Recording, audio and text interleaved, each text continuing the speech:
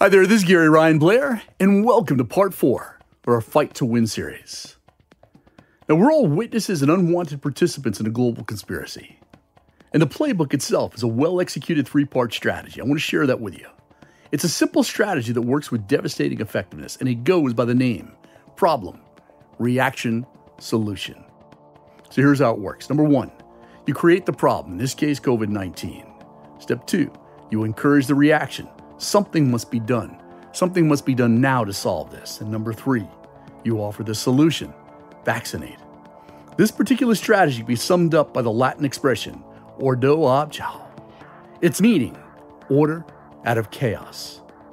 Create the chaos, magnify the pain or the fear, and then offer up a solution that restores order. And I'm talking about your order.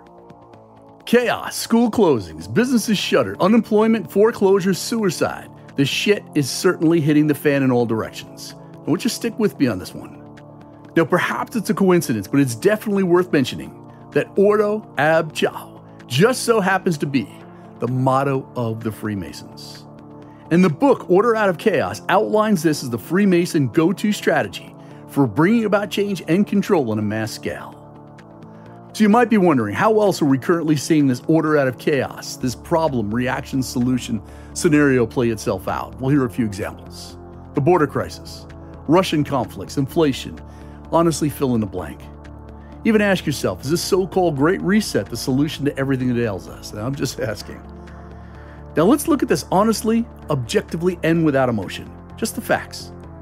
The only way to control the masses is through a psyop, through mind control. There's no possible way that a small number of people can physically control and manipulate the masses. That's why mind control, why censorship, fake news, lying, and other forms of psychological warfare are being used upon us.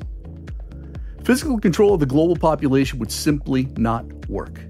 But here's the thing to understand. Physical control is not necessary when you can manipulate and mentally control the way people think and feel to the point where they decide to do what you want them to do anyway, and demand that you introduce laws and restrictions that you want to introduce.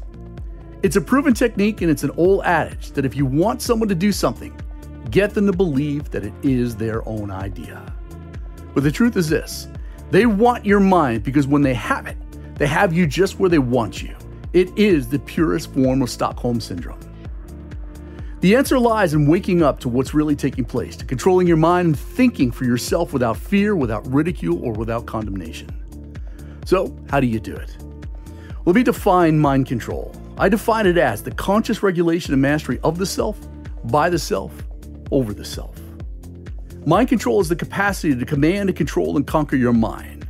It's to develop an impenetrable mental fortress that overrides unwanted thought, feeling, or impulse in order to achieve one's goals.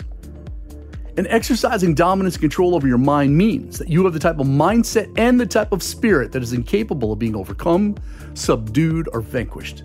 In short, it means that you are mentally as tough as nails and that you are unconquerable. In the absence of mind control, without the ongoing enforcement of will, the most complete collection of talents, the best education that money could buy, and the most honorable intentions in the world are absolutely worthless. That's why you need to build a fortress. And I'm talking about in the same way that you build a physical fortress that is built to protect citizens from an enemy attack. A mental fortress exists to protect you, to protect your self-esteem, to protect your focus, your time, your wealth, your health, productivity, your reputation, everything. And when it comes to success, the attraction of wealth, accelerating your win rate, and unleashing your greatness, nothing else really matters. Now, why is that? Because if you don't protect your mind, if you don't build a fortified wall to protect your productivity, your results will always be compromised. And I emphasize, your results will always be compromised. Now, I'm a proponent of playing a strong, relentless offense, and doing so requires the enforcement of a few defensive countermeasures. And a mental fortress is the mother of all countermeasures. See, hostile forces are constantly attacking with an array of weaponry, including self-limiting thoughts, pity, fear, stress, all forms of media, along with the constant disruptions of emails, phone calls, text, and social messaging, and so much more. And it's only going to get worse. And precisely because people have not diligently built a fortress of beliefs to protect them against their deadly influence, they find that their hopes, their dreams, ideas, careers, and finances, and even their marriages in serious disrepair, and in some cases, in complete ruin. And when it comes to this attack against your mind and your productivity, however, you don't have to accept defeat, but you do have to accept the idea that building a fortress of belief is a critical part of the solution. So how do you do it? What's the brick and mortar needed to build a strong, powerful, healthy, impenetrable mental fortress? Well, there are four criteria for building, measuring, and nurturing your fortress of beliefs, and they're as follows. Number one, you must create positive, consistent, and sustainable results. That's what your beliefs must do. And to determine the strength and utilitarian value of your beliefs, simply look at your results, because your results serve as judge, jury, and executioner of your performance. See, the purpose of your beliefs is to drive results. It's not to deflate them. Your results tell you and the world everything you need to know about the quality of your beliefs. The second thing that your beliefs must do is they must bring you peace of mind. See, low self-esteem, anxiety, insomnia, chaos, depression, guilt, and shame are the result of a corrupted belief system. If these types of beliefs and behaviors dominate your thinking and actions, then you have in effect built a mental prison, and you've condemned yourself to living a small, fear-filled life, not a fortified belief system that allows your spirit to soar. See, there's zero upside to self-limiting negative beliefs. It's only clean, pure, and positive beliefs that help you to fast-track your goals and to live the bold, ambitious, and beautiful life that you've always imagined. Now, the third thing your beliefs need to do is they need to make you feel safe and secure. A mental fortress, just like a physical fortress, is meant to protect you and to make you feel safe. And if your mind contains elements of fear, doubt, and worry, if your belief system says that lying, cheating, and dishonoring commitments is acceptable behavior, then I assure you that your belief system has been seriously damaged. And finally, number four, your beliefs must unleash your full potential. See, it's actually very simple. Your beliefs either empower you to rise to meet the mental demands and physical rigors of a big, challenging goal, or they undermine your ability to do so. And precisely because victory or failure begins in the mind is reason enough as to why you need to build a strong, healthy fortress of beliefs. So let's face it, the most important element in your strategy to win the battle for your mind and productivity is your own psychology. Therefore, I want you to seriously consider the ramifications of this next question.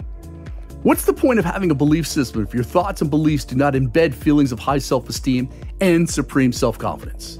If they do not embolden you to dare mighty things, and if they do not empower you to make your mark on this world?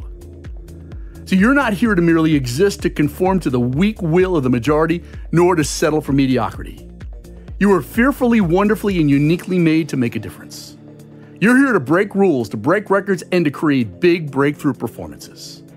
And to do so requires that you break through any self-imposed limitations and resistance force that is holding you back from unleashing your greatness.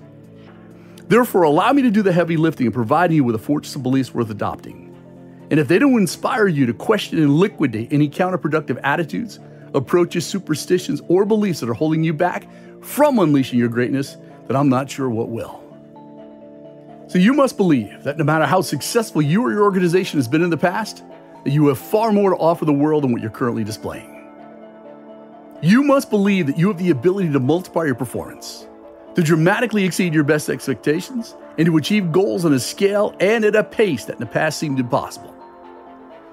You must believe that you have no legal or moral obligation, or for that matter, any logical reason to settle for small, marginal, or any kind of incremental growth. You must believe that you are fearfully and wonderfully uniquely made to make a difference, and that destiny is calling you right here, right now.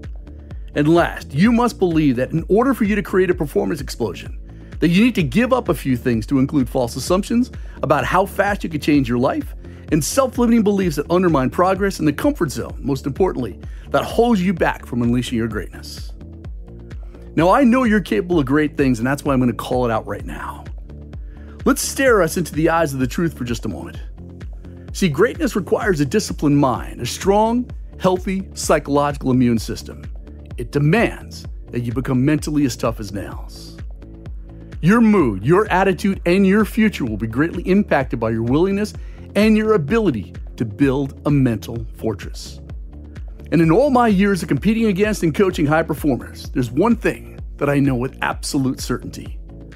See, there lies an indomitable quality within the human spirit that cannot be destroyed. I'm talking about a face deep within the human personality that is so strong that it's impregnable to all assaults. Now, I want to challenge you to find that place in your mind. I want you to nurture it because once you do, victory is yours.